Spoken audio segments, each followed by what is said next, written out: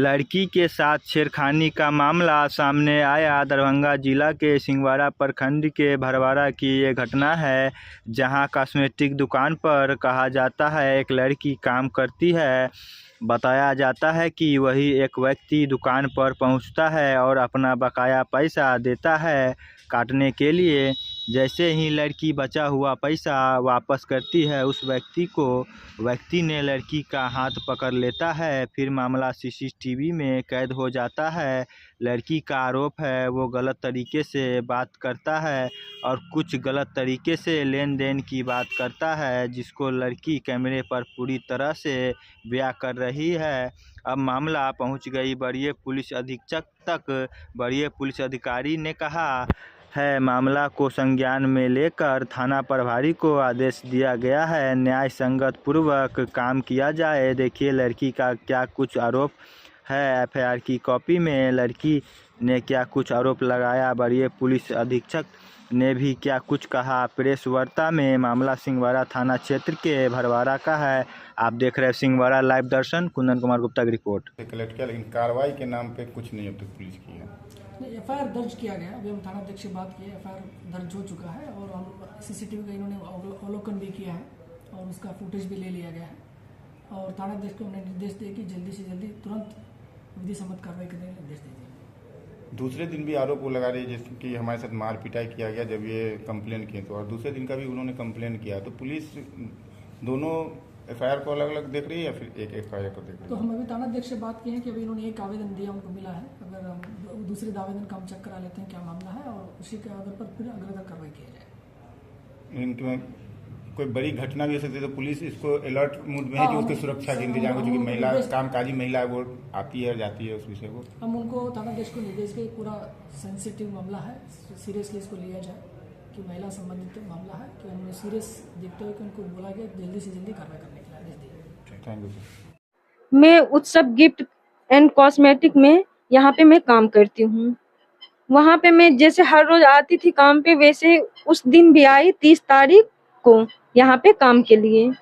सुबह 7:30 बजे मैं दुकान पे पहुँच चुकी थी। उसी दौरान विनोद मास्टर आया पैसा देने के लिए, उधार पैसा जो उनके पास 45 रुपया बकाया था वो देने के लिए आए। वो हमें 50 का नोट दिए और हमें बोले कि 45 रुपया तुम अपना काट लो। मैं 45 रुपया काट करके 5 रुपया जब ही लेकर के उनको मैं जब देने लगी, वो मेरा कस के हाथ पकड़ लिया। जब भी हाथ पकड़ा वो कस करके मैंने हाथ को अपने पीछे हटाया और मैंने उनसे कहा कि ये आप क्या कर रहे हैं। तो वो हमसे कह रहे हैं कि हम तुमसे कुछ पर्सनल बात करना चाहते हैं। जब भी मैंने हाथ पीछे किया तो वो हमसे कह रहे हैं कि हमें तुमसे पर्सनल बात करना है। फिर मैं उनसे कही कि क्या बात करना है, तो वो हमसे कह रहे हैं कि फिर वो मोबाइल हाथ में पता नहीं क्या कर रहे थे, करते करते नीचे सड़क के नीचे आए अपने बाइक पे, जहाँ पे वो बाइक लगा रखे थे वहां नीचे उतरे। अब फिर 2 मिनट भी नहीं हुआ, फिर वो ऊपर आ रहे हैं। ऊपर आए हमसे कह रहे हैं मोबाइल में 1000 रुपया टेप करके कि इतना रुपया हम तुम्हें देंगे। हमें लगा पता नहीं भैया का, हमारे जो ओनर है उनका बाकी हो या पता नहीं वो देंगे पैसा। हमें बोले कि किस चीज का पैसा दे रहे हैं। तब जाकर के वो हमसे कह रहे हैं कि इतना रुपया हम तुमको देंगे, तुम हमारे साथ सो, हमारे साथ हमें बिस्तर पे सो, जहां हम तुम्हें बुलाएंगे वहां सो और तुम हमें खुश कर दो। मतलब इतना गंदा व्यवहार वो हमारे साथ बोले कि हम आपको क्या बताएं। बहुत ज्यादा गंदा गंदा बात हमसे करने लगे।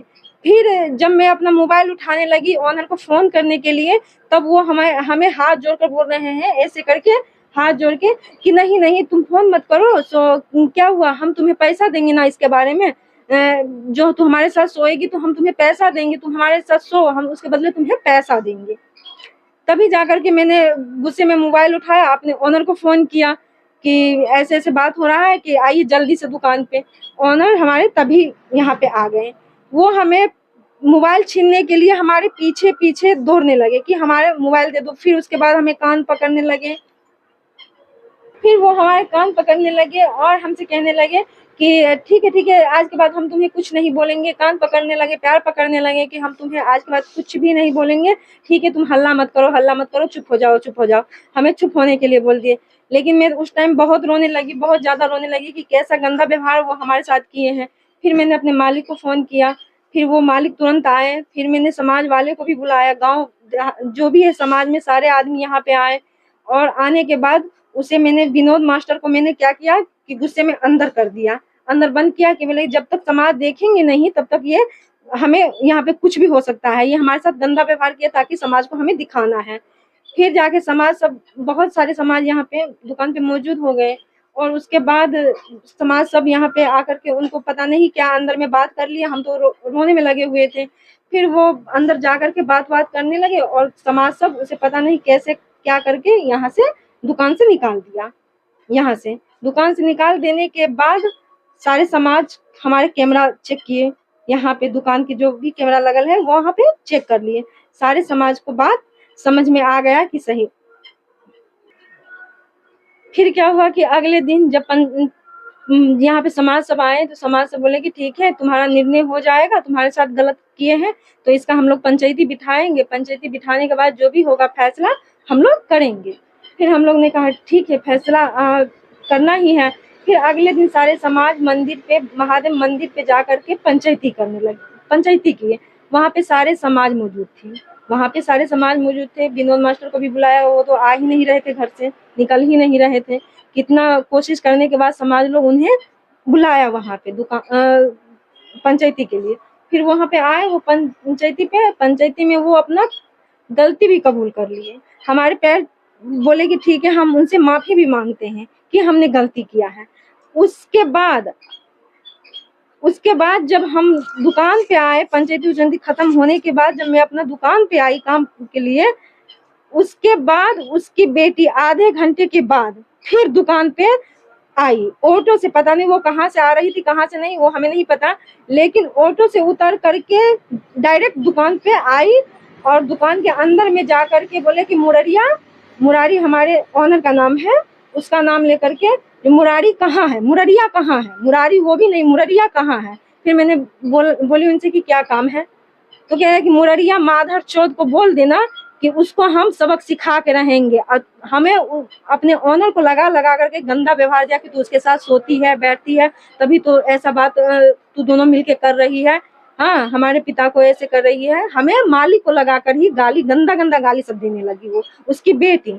जबकि हम लोग पंचायती की बात मान गए थे, पंच की बात मानने के बाद हम लोग शांत हो गए थे कि चलिए भाई पंच है, पंच बोल दी, बड़े बड़े आदमी तो उनकी भी बात करना चाहिए।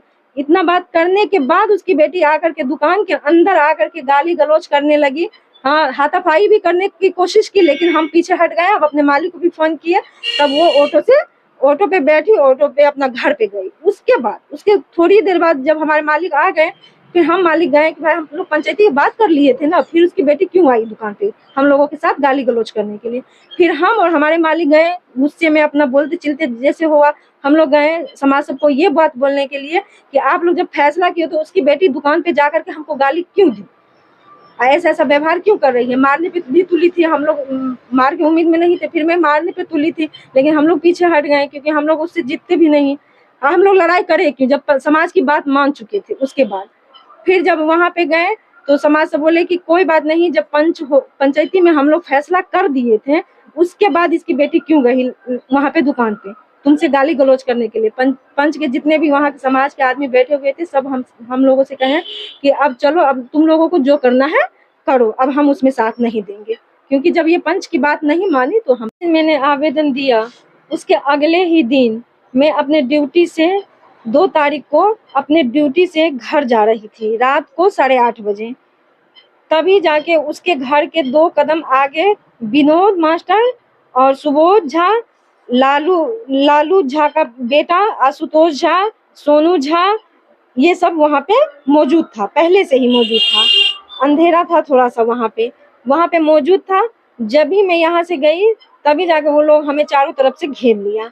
घेर लेने के बाद हमारे साथ मारपीट भी किया बहुत ज्यादा, हमारे हाथ में भी चोट लगा है, हमें बहुत मारा, वहाँ पे झोटा पकड़ के मारा। हमारे साथ गंदा व्यवहार भी उस टाइम में किया हाथ से, पता नहीं उतना भीड़ में कौन था नहीं था उतना हमें नहीं पता, लेकिन सब हमारे साथ मारपीट किया।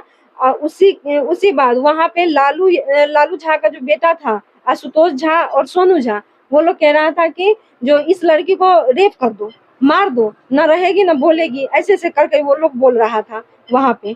फिर जाके मैंने वहाँ पे इतना भीड़ था कि वहाँ पे हमारे 8,000 रुपया हमारे मालिक ने दिया था पगार महीने का, वो लोग छीन लिया, वो भी छीन लिया। उसके बाद मैंने जैसे तैसे वहाँ से